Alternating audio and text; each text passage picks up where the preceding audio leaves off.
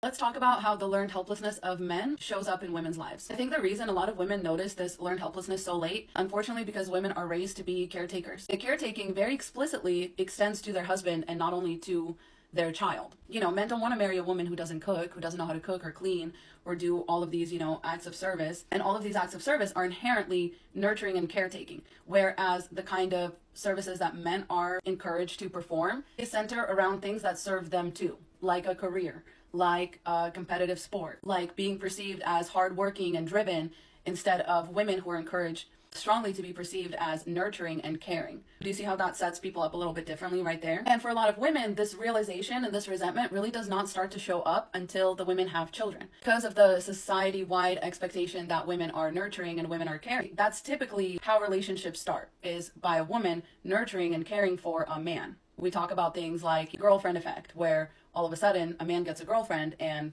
his style becomes better, he gets a more flattering haircut, she starts doing his skincare for him, she starts encouraging him to apply to a better job, she helps to support him while he works that job and make sure that he comes home to a certain ambiance. All that stuff's easy to do because these are the gender roles as they have been presented to us. Where a lot of this starts to go off the rails is when hardships are introduced. So a lot of what women do, I think they do with the implicit understanding that what they are doing is of high value to men or is perceived as a contribution by men.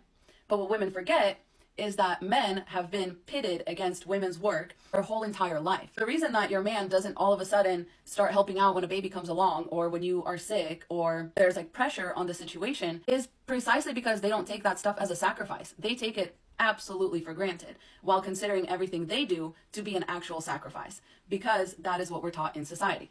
We're taught that, strollers and kitchens and little, cooking gear and nursery, nurturing and decorating, we're taught that all of that is girly, it's womanly, it's feminine. And men are taught that those things don't have any inherent value because they are told explicitly not to do them. But women can't be liberated until men are, until everything that's associated with women and women's work and women's contributions isn't downplayed because we live in a patriarchy and because we value masculinity in any and all of its forms, especially toxic, over any kind of femininity. So men don't want to be seen as doing the women's work. But at the same time, they're totally fine if their wife goes and works a 40-hour-a-week job, even though that's typically been viewed as a man's work. All that gender roles really do is demonize women and give power to men by allowing them to reject feminine traits as if they are some kind of a disease that will make them weaker, less manly, turn them into a woman. And we don't talk about why are we demonizing women like that? Why is the worst thing that a man can be actually a woman? Not a murderer, not a rapist, not an assaulter, not a cheater, not a thief, none of those things. The worst thing that he can be is a woman or a man who's also into men. Those things are very, very difficult to deal with, especially in the modern day as a woman, where you also go to work. You're supposed to be okay with your man letting you live in your masculine and working all day, and then he wants you to come home and also be in your feminine. At the same time, he doesn't want to help to upkeep the house. He doesn't want to help nurture your children. He doesn't want to think about your future. He doesn't want to make your home a nice place to live in. So it's kind of like men still get to do gender roles and women don't. It's the inability to navigate the world because you were only given one set of tools. You were only given one lane that you could comfortably stay in. That's the biggest irony in this whole entire thing. Women have been taught since a very young age that there is no winning for them. Women don't really go through life in a very competitive way. They go through life in a way that allows them to bend and not break, to adjust, to respond to and manipulate their environment. Whereas men, because of their social training, they see adaptiveness and flexibility as detrimental to their manhood. And so they don't really learn, they don't really grow, they take everything for granted, and they only think about themselves because these are the hallmarks of a real man. And what matters a lot more to a lot of these men than what you as a woman think about him or as his wife or as his partner or as his girlfriend is what are all the other men gonna think? That's why they experience this learned helplessness in so many areas, because really any area of your life can be attacked for not being masculine enough. No matter how much you try to make every single part of it masculine, there can always be something wrong with that picture. And some guy can always be like, oh, you're a big man with your home gym. I just climb a mountain every morning and I just lift the rocks that are there. Oh, like you went to the store and you bought all this equipment and you do pull-ups on a tree branch. You'll never be, manly enough for all these other men. It's essentially manliness is a rejection of something. And you can always keep rejecting and rejecting and rejecting. And something can always be just not good enough. That's the wall that most men run into before they finally settle down into the learned helplessness. And unfortunately, right now, a lot of these men are simply a lost cause, because what matters to them the most is not making a woman happy or building a family or finding a life partner or creating a life together, being somebody's parent. The most important thing to them is being a man.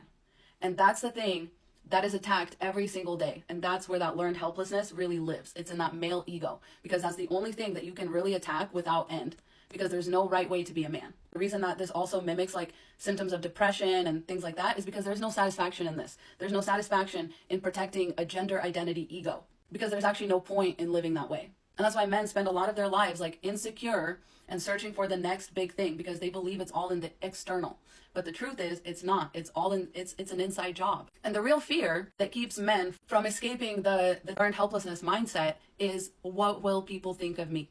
This just means that your husband will not view it as manly to take care of his own children. Your husband will view it as your job and not a man's job to clean the house, to keep the house clean, because he does not want to hear it from his male coworkers. Oh, are you Cinderella over at your house? You come home, you're cleaning every night. Oh, do you put on your little apron when you cook for your wife and for your family? They don't want to deal with that. They don't want to be told these things.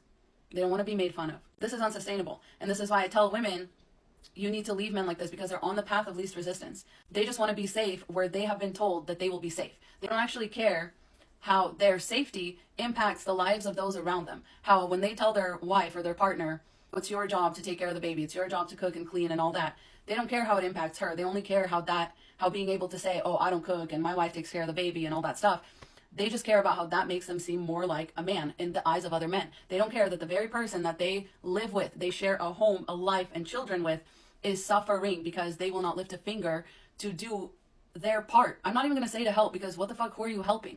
You're supposed to be doing your part and you're just simply not doing it because of what other men will think. Like, that's fucked up and that's embarrassing. So as a woman, do not end up in that situation. If a man is okay with you taking care of him like you're his mommy while you guys are dating, before you guys have any children, before any kind of tragedy strikes, just know that that is not going to change. He expects that from you, baseline default. He expects mommy behavior from you. They just think, no, that's woman stuff and it should come from the woman.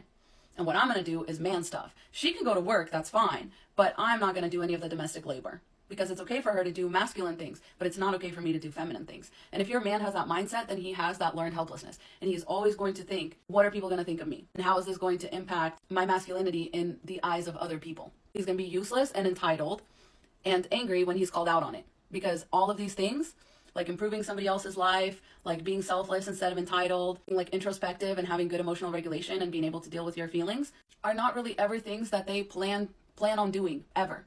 And they will just continue gaslighting you or saying that they'll improve and then doing everything the same, changing for like a week or two and then just getting bored of it because there's not enough external validation in it. And when there is, it's almost worse, because a lot of women will say, oh yeah, my husband will take care of the baby and like play super dad when we're out and about, because he gets a lot of, external recognition for it. And as soon as we get home, he sits down on the couch and kicks his feet up. Okay, so this is your warning. This is your word of caution. Learn to recognize the signs of learned helplessness in men and get far away from those men. A man who suffers from learned helplessness is going to expect you to do what?